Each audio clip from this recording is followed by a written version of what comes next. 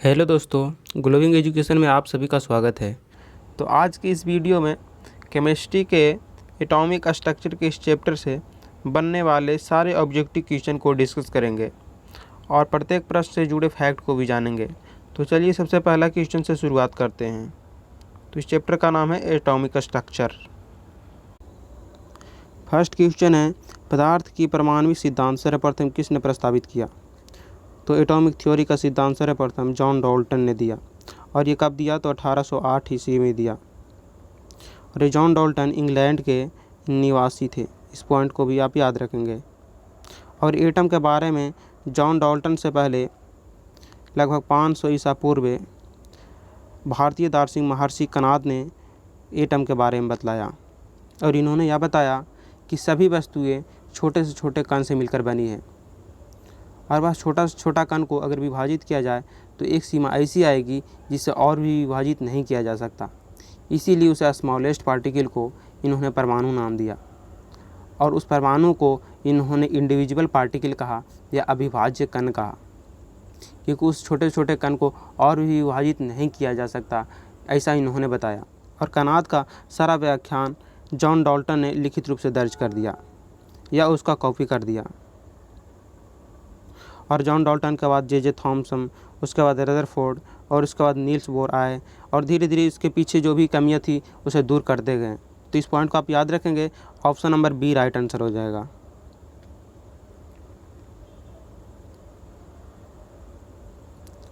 तो चलिए next question की ओर बढ़ते हैं। नेक्स्ट क्वेश्चन है, परमाणु के नाभिक का आकार होता है।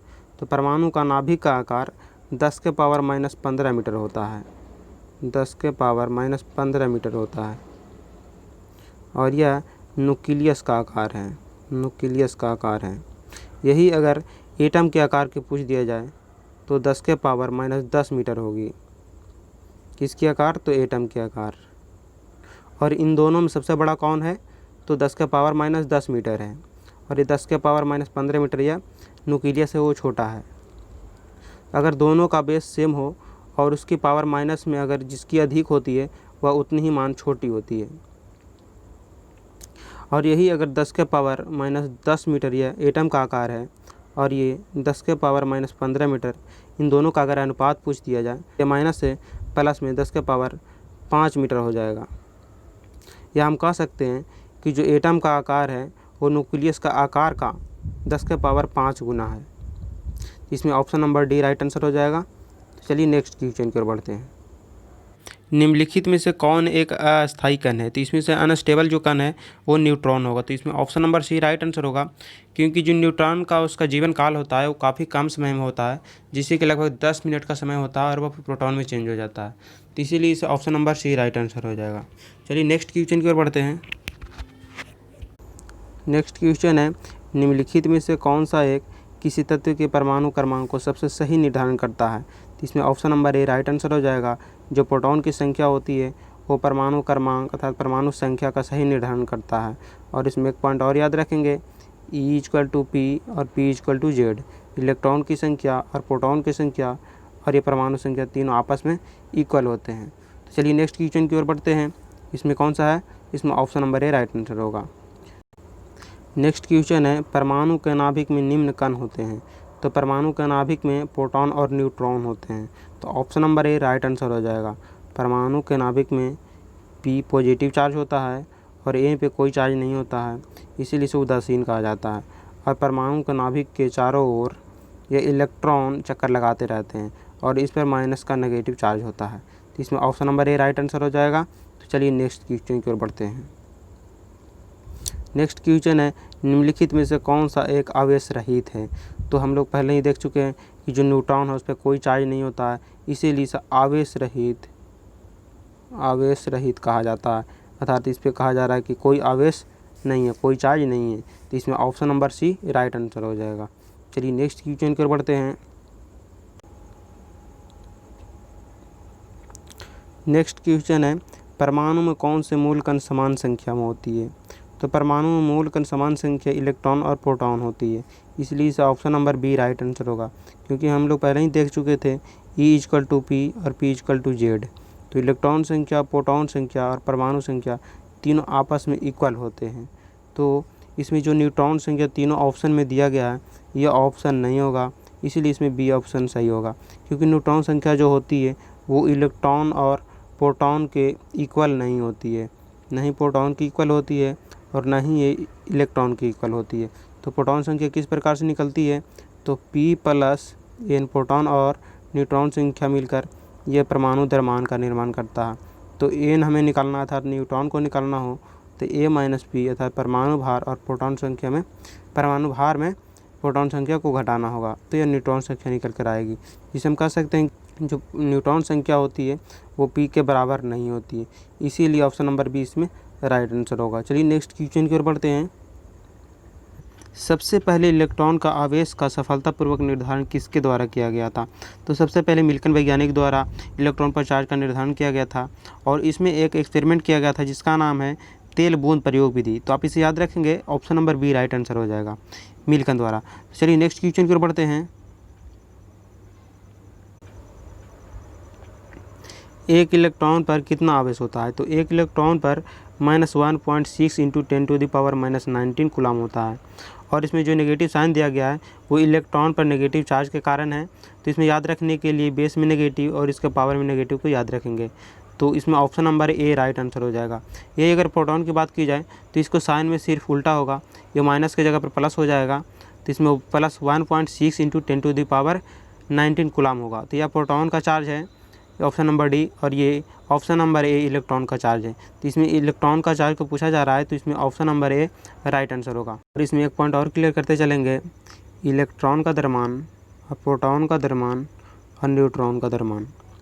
तो इलेक्ट्रॉन का द्रव्यमान 9.109 इंटू 10⁻31 kg होता है और ये प्रोटॉन का द्रव्यमान 1.672 इंटू 10⁻27 kg होता है और यही न्यूट्रॉन का तो 1.674 इंटू 10⁻27 kg होता है। तो इसमें आप देख रहे होंगे कि प्रोटॉन और न्यूट्रॉन में थोड़ा सा का अंतर है, 1.672 और इसमें 1.674, तो 4 और 2 का 4 का अंतर है। तो इसमें आप समझ सकते हैं कि जो न्यूट्रॉन का द्रव्यमान वो अधिक है प्रोटॉन की अपेक्षा, और इलेक्ट्रॉन का द्रव्यमान सबसे कम है क्योंकि इसका पावर -31 है, तो वो भी नेगेटिव में, तो यह द्रव्यमान इसका इलेक्ट्रॉन का है वो कम है। तो इस प्रकार से हम कह सकते हैं इलेक्ट्रॉन का द्रव्यमान से अधिक है प्रोटॉन का द्रव्यमान और प्रोटॉन का द्रव्यमान से अधिक है न्यूट्रॉन का द्रव्यमान। तो इस प्रकार से आप याद रखेंगे। चलिए नेक्स्ट क्वेश्चन की ओर बढ़ते हैं। नेक्स्ट क्वेश्चन है, रदरफोर्ड के प्रकीर्णन परीक्षण ने किसकी मौजूदगी को सिद्ध किया। तो इसे समझने से पहले रदरफोर्ड के द्वारा दिया गया परमाणु मॉडल को समझना होगा। तो इसके परीक्षण में सबसे पहले सोने की पतली पत्थर को ली जाती है और सोने के पतली पत्थर को इसलिए ली जाती है क्योंकि इस धातु द्वारा ही सबसे पतली से पतली चादर बनाई जा सकते हैं और हम लोग जानते हैं कि 1 ग्राम सोने में लगभग 2 किलोमीटर तक की लंबी तार बनाई जा सकते हैं क्योंकि इसकी जो तन्यता होती है वो बहुत अधिक होती है। तो इस प्रकार से सोने के पतली पत्थर पर अल्फ़ा कणों की बम्बार्डिंग कराई जाती है या बौछार कराई जाती है और ये अल्फ़ा कण होते हैं, इसकी एनर्जी अधिक होती है जिससे कि इसकी पतली परत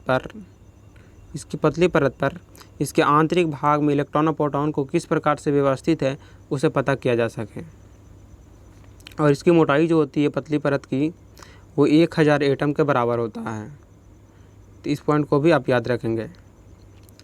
और जो ये अल्फ़ा कण होता है यह हीलियम के द्वि आवेशित कण मिलाकर बने होते हैं और यह पॉजिटिव चार्ज होता है। और इसकी अल्फ़ा कण के बम्बार्डिंग के द्वारा यह अध्ययन में पता चला कि इसके जो बीच का भाग है वो अल्फ़ा कण रिपेल हो जाते हैं या कुछ कोण से डिफ्लेक्ट हो जाते हैं और इसके जो बाहरी कण हैं वो इसके परत से बाहर निकल जाते हैं, जिससे यह पता चलता है इसके बीच का भाग पॉजिटिव भाग है या प्रोटॉन उपस्थित है और इसके बाहरी भाग में नेगेटिव चार्ज इलेक्ट्रॉन है। और हम लोग जानते हैं कि अलग अलग चार्ज में आकर्षण होता है और सेम चार्ज में विकर्षण होता है, जिसे इन्होंने बीच का भाग विकर्षण होने से इन्हें इसका नाम न्यूक्लियस दिया। तो पूछा जाए कि सबसे पहले न्यूक्लियस का नामकरण किसने किया, तो रदरफोर्ड ने किया। यह न्यूक्लियस का खोज किसने किया, तो रदरफोर्ड द्वारा किया गया। और इसके अध्ययन में यह पता चला कि इसके जो बाहरी भाग है नेगेटिव है, वो इसमें अधिकांश किरण जो है वो इसके पार चले जाते हैं। या हम कह सकते हैं कि इसके जो बाहरी भाग है वो अधिक स्थान है जिसे अधिक किरणें पास कर जाती हैं, और इसका कुछ किरणें वापस होने के कारण से इसे पता चलता है कि यह कुछ भाग है वह छोटा भाग है बीच में, वो उसके पॉजिटिव चार्ज होने के कारण से वो रिपेल हो जाते हैं, डिफ्लेक्ट हो जाते हैं। तो यह पॉइंट क्लियर हो गया होगा। तो चलिए नेक्स्ट पॉइंट की ओर बढ़ते हैं या नेक्स्ट क्वेश्चन की ओर बढ़ते हैं। तो इस क्वेश्चन में कहा गया था कि रदरफोर्ड के प्रकीर्णन परीक्षण ने किसकी मौजूदगी को सिद्ध किया, तो परमाणु में न्यूक्लियस को सिद्ध किया गया। कहा गया कि इसमें पॉजिटिव चार्ज होने के कारण इसमें प्रोटॉन या उपस्थित होने के कारण इससे अल्फा करंट जो रिफ्लेक्ट हो जाती है वो न्यूक्लियस को दर्शाती है, और उन्होंने न्यूक्लियस नाम दिया। तो इसमें option number D right answer हो जाएगा। चलिए नेक्स्ट क्वेश्चन की ओर बढ़ते हैं। परमाणु विद्युता होते हैं, तो परमाणु विद्युता उदासीन रूप में होते हैं। तो इसमें option number D right answer होगा, क्योंकि जो एटम होते हैं वो पॉजिटिव और नेगेटिव से मिलकर बने होते हैं। ये पॉजिटिव जितना चार्ज होता है 1.6 × 10⁻19 कूलम, और उसके उतना ही सिर्फ नेगेटिव में -1.6 × 10⁻19 कूलम होता है। इसलिए दोनों के चार्ज अलग अलग होने से एक एटम में चार्ज उतना ही मात्रा मौजूद है, इसीलिए परमाणु विद्युता उदासीन कहलाते हैं।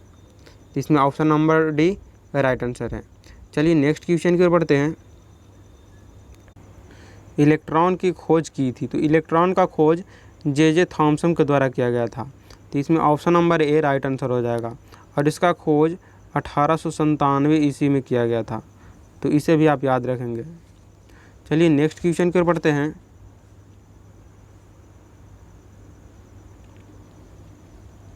प्रोटॉन की खोज किसने की थी, तो प्रोटॉन का खोज गोल्डस्टीन के द्वारा किया गया था, और यह 1886 ईस्वी में किया गया है।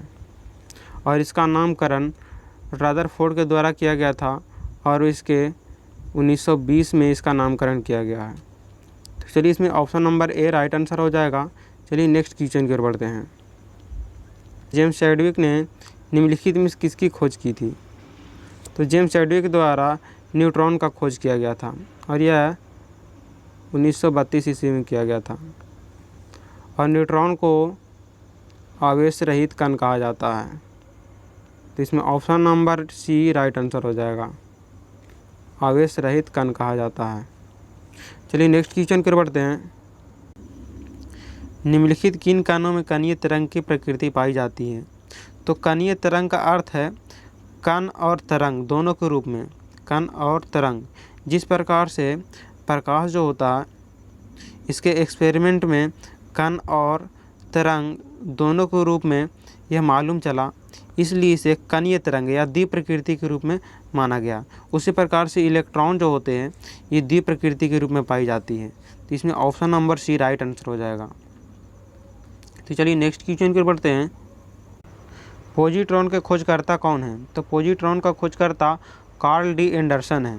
तो इसमें option number C right answer हो जाएगा, और इनके द्वारा 1932 में खोजा गया था। और पॉजिट्रॉन का अर्थ होता है पॉजिटिव इलेक्ट्रॉन, और यह इलेक्ट्रॉन का एंटी पार्टिकल है, और इनका जो द्रव्यमान और आवेश होता है वो इलेक्ट्रॉन के बराबर ही होता है, सिर्फ इसका साइन पॉजिटिव होता है। तो इसमें से option number C right answer आप याद रखेंगे। चलिए नेक्स्ट क्वेश्चन की ओर बढ़ते हैं। परमाणुीय नाभिक किसने खोजा, तो परमाणुीय नाभिक डाल्टन द्वारा खोजा गया था। और यह जब अल्फा कणों की बम्बार्डिंग कराई गई थी, जिसमें पॉजिटिव कण जो थे वह वापस चले आए थे कुछ कोण से रिफ्लेक्ट होकर के, इसीलिए इसे ऑप्शन नंबर बी होगा, डाल्टन के द्वारा नाभिक का खोज किया गया था। चलिए नेक्स्ट क्वेश्चन की ओर बढ़ते हैं। एक भारतीय वैज्ञानिक जिसका नाम एक विशिष्ट मूल कण के साथ जुड़ा हुआ है, तो वह वैज्ञानिक है सत्येंद्र नाथ बोस, और इन्हीं के नाम पर जो मूल कण है वो बोस रखा गया है। और इन्होंने क्वांटम मैकेनिक्स के बहुत सारे सिद्धांत दिए, और यह एक भारतीय वैज्ञानिक थे, और इनका जन्म कोलकाता में हुआ था। तो आप इसे याद रखेंगे। और इन्होंने बोस आइंस्टीन के साथ में भी बहुत सारे परीक्षण और सिद्धांत को दिए थे, इसीलिए ये जो कण है वो सत्येंद्र नाथ बोस के नाम से ये इसके साथ जुड़ा हुआ है और इससे नाम पे रखा गया है। चलिए नेक्स्ट क्वेश्चन की ओर बढ़ते हैं।